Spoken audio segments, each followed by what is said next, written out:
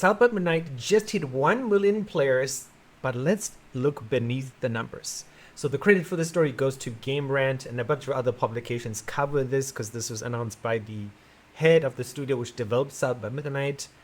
And I want to say, of course, congrats to the game. You know, this game definitely experienced a lot of dislike and hate when it came out because of what it was featuring, you know, Southern black culture and mysticism, and the protagonist is a lady. So I think it's well deserved. And I'm definitely not being critical of the game today, but I do want to bring up the topic of Game Pass because, you know, Adam and I have talked about this, Antoine and I have talked about this. Antoine's a big fan. I think Game Pass is definitely a good first step for someone who maybe doesn't have a lot of money to be buying AAA games or AA games or games in period, right? Subscriptions are a way to play a lot of games without spending a lot of money in a year, right? Game Pass subscription will set you back $144, as I talked about on a previous video. That's enough to buy 2 AAA games, but for that $144, you're most likely going to be able to play 5, 6, 7, 8, 9, 10 games, depending how you play your games. So, coming back to South by Midnight, as of the time of me preparing my show notes, there's only 336 active players for a game with 1 million players. According to the press release, that's something. So what does that say? There's also an estimated only 40,000 owners. And then the CEO of the studio came out and said, hey, our role in Xbox is not to make blockbuster games. So what does that mean? And to me, it makes me seem like Xbox wants this sort of diversity play, maybe, to say, hey, we also support diversity, you know, even in this climate of, you know, racism and deportations and other stuff going on in the world, you know, right-wing ideology, but we still support it. And that's what we need. And of course, Microsoft just posted an 18% increase in profit in the last quarter, which is great for them. So my question to Adam is a bunch of questions, and I'll let him take it after this, is if a game is Game Pass successful, is it still a success? And then what does that mean for the studio?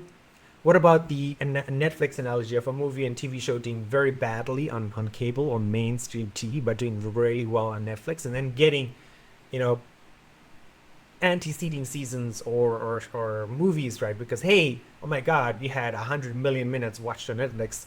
This is good enough for us. Let's greenlight another movie, right? Or let's greenlight another game in the case of South by Midnight, right? And lastly, Adam, lastly for you guys, like, what do you think? Leave a note down in the comments. Is this a success? Have you played the game? Did you like the game? Again, this is another one of those games on my wish list. It's a game I'm going to be playing as Adam and I get older and continue to do middle-aged gaming, and in between covering major new games, because that's where all the views are at the end of the day, right? So, Adam, the floor is yours. What is a Game Pass game success? I mean, for me, a Game Pass game success is, they're obviously, I mean, yeah, it's hard to say for me because I'm not Microsoft. For them, it's going to be whatever makes money, right? That's the definition of success. On a game service model, that's a little more vague.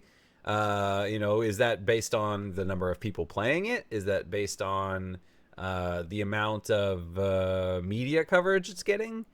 You know, that sort of thing. Like, if you have a game that, I mean, the whole point is to get people to buy Game Pass. You know, normally a game, the idea is to get people to buy the game, right? So if, you know, you make a game, and if I make game X, or, well, I don't like X, I call it Twitter. You make a game Twitter, and that's my new variable there. If you make a game and then, you know, it sells well, then you can make a second game, right? And you're like, oh, this is great. So this game was a huge success, and you know, we can continue with that.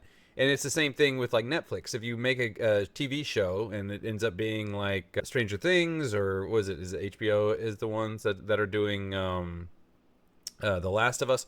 You know, if you make it and you get enough people to watch it, it's not even about how many people you get to watch the show. It's how many people you get to come in and join the service. I mean, that was one of the things with Netflix that people were complaining about for a really long time, is that Netflix will start a show and they'll do a season, they'll do a second season, and they drop it like in the third season, or they drop it after the third season. And these shows are super popular. But the thing is that for Netflix, because of their model isn't about, you know, just keeping people happy. The model is about growth. The whole point is that you need new subscribers, and they found out that people who are already subscribing, if if I pull you in with show A, and you're more likely to stick around with show B, but people who didn't come in for show A might come in for show B. So I'm more incentivized. I'm going to gain more people by creating a new show than I'll lose by not creating a show that I already have, or not continuing a show.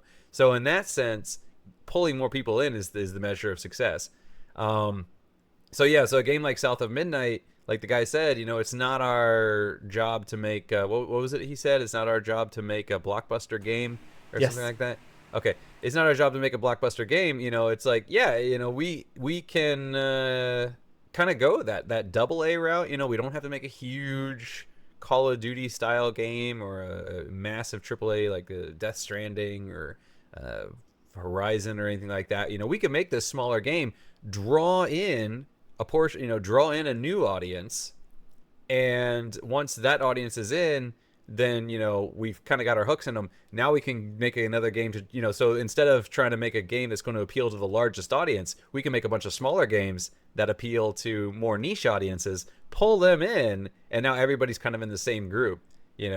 So in that sense, if it attracts people and gets them to sign up for Game Pass, I would say that's the measure of success. But I do think that's a little bit harder to measure, because it's not the only game that came out on Game Pass. Oblivion Remastered obviously came out as well, and Expedition 33 is on there. So there's a bunch of different games that drew people in and got new signups. So how much did this one game have on that? How much of an impact? Hard to measure.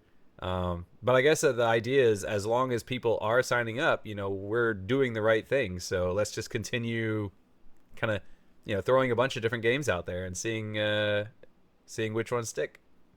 And then I guess what they do is they go by a measure of how many people are playing and say, like, okay, let this dictate what other games we have to go. If South by Midnight does really, really well, but Expedition 33 didn't do as well, then maybe we should make more games like this, or they're kind of going for that market. I saw an article yesterday or the day before, and they were saying that you have more people playing on, for Claire Obscure, you have more people playing on Xbox, but PlayStation players are playing longer on average. And they said a big part of that is probably because of Game Pass, where people on Xbox are, you have more people that are like, hey, okay, this game, I'm going to check it out. But with the PlayStation people, since they've already put a money investment in it, they're more likely to stick with it because they're like, well, I've got more skin in the game. So, it's that kind of balance.